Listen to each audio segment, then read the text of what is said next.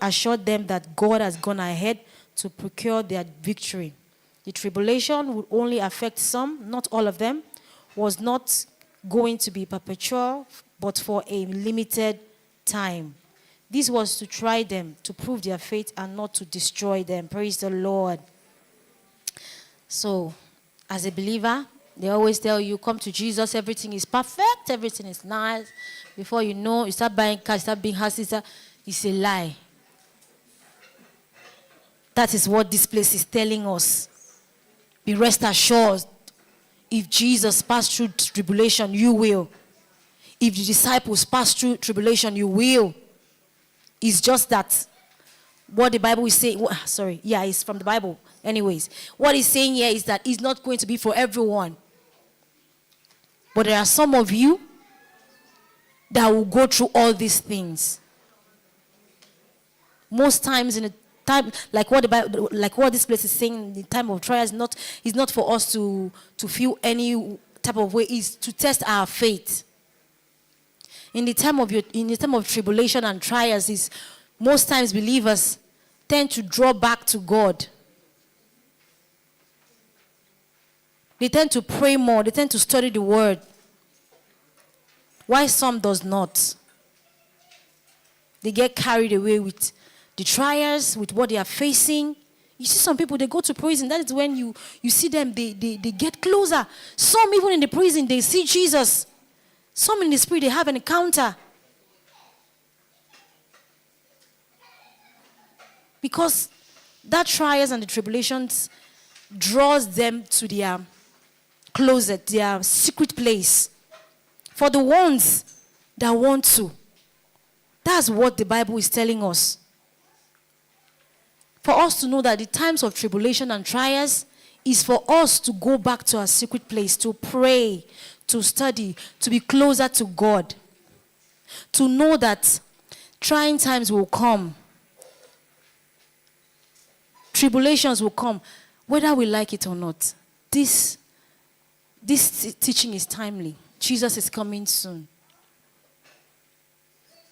Whether we want to consciously or subconsciously believe it, or we want to be like, hey, don't think, nah. Jesus don't the conscience, we never say. He's coming. He's coming. It's for us not to be distracted. It's for us not to know. It's for us to know that when we are facing trials and tribulations, is for us to draw closer more to God.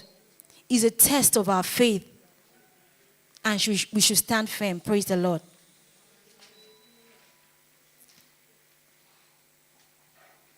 There are 3 vital lessons to learn from the instructions Jesus gave to the church in Smyrna. The first is that God foreknows the future trials of his people. The second is that he forewarns them about those trials. While the third lesson is that he forearms or equips them to overcome the trials. 3, he forewarned them. The first is that God foreknows the future. He already told them ahead. The second is he warns them not to be carried away. These that I talked about, I showed you, is going to happen. He warns them so that they will be prepared. And then he equipped them with the Bible, prayers to overcome. Praise the Lord. So that is what this place is telling us. We already know that tribulation will come now. We don't just know when, we don't know who, but we know tribulation is coming. I saw going around recently that they are taking some verses out from the Bible in the US. It's coming. It's getting closer. These are what the Bible is saying. We know that these things will come to pass. We know. He has warned us about it. And he has equipped us already. It's not like he's going to. He has already, for the ones that are willing to enter for the ones that are willing to use it. Just like the Bible said, we should put on the whole armor. So it's for the ones that are willing to equip them, to use all the equipment that God has given to us. Because let me just use an example now for war. The shield and everything, that they are, what do they call it? The gladiator clothes that always obstruct armor, what do they call it? Arrows and all. Because it's ready, does not mean that the king will now come and wait for you. It's just like somebody going to war now, he don't wear all those things. He doesn't have a shield, doesn't have a armor, he doesn't have a arrow and all this, their sword and everything. And then you are going, you want to die now. Because it's flying everywhere. Pa, pa, pa, pa, pa, pa, pa. That is what it means. He has already equipped us. He has already prepared us for this. If you are willing, praise the Lord. Number 5 says, how do we relate the message to the church in Smyrna to the present day Christian experience? Praise the Lord.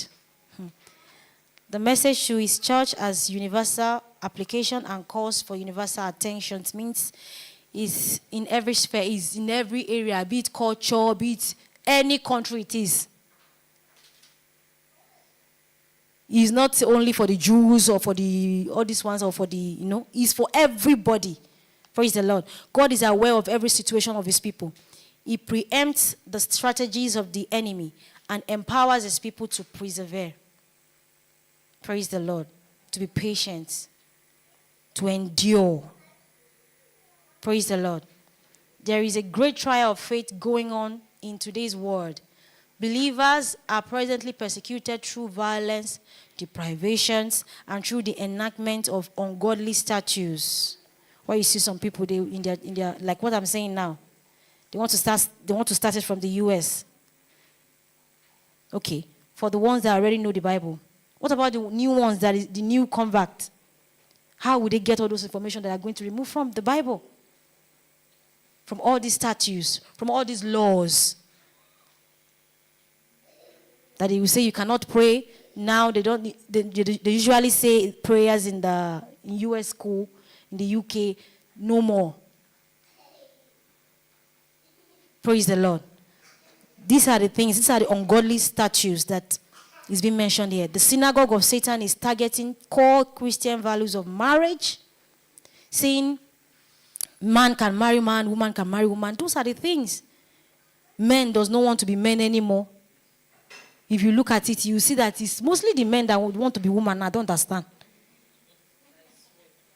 It's fewer of the women that want to be men. Men, they want to be woman. So desperate, I don't know. Is it because of our beauty? You want to be beautiful? Hey, Jesus. Lord, have mercy on us. It's from the enemy. And they will say, don't say it. And just